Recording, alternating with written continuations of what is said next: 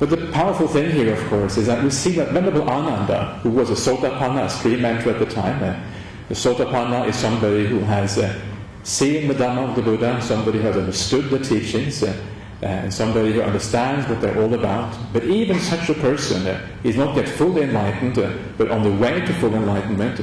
Even such a person grieves and gets very sad when the Buddha is about to pass away. This is very powerful.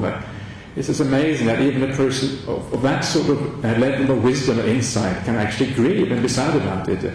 This shows us how profound this particular thing is when the Buddha passes away from the world. And indeed later on, when the Buddha lies down between the famous two sal trees in Kusinara, where he eventually passes away, then there are lots of people grieving. You see people coming from everywhere, not only people, also devas.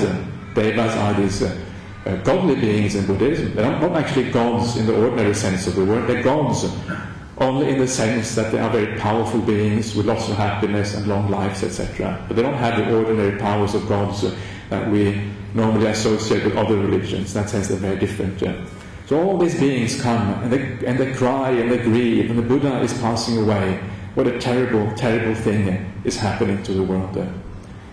And you can see why is this happening? Why are people so sad? And if you think about who the Buddha actually is, you will understand why this is such a terrible event for people who are not yet enlightened, who are seeking to actually find freedom from suffering for themselves, finding that peace inside, which the Buddha promised is available to each one of us.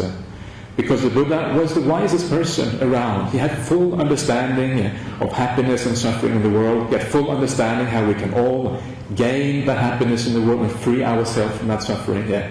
Because he had that full understanding of these things, he was able to advise us in the absolute best possible way how to overcome these things.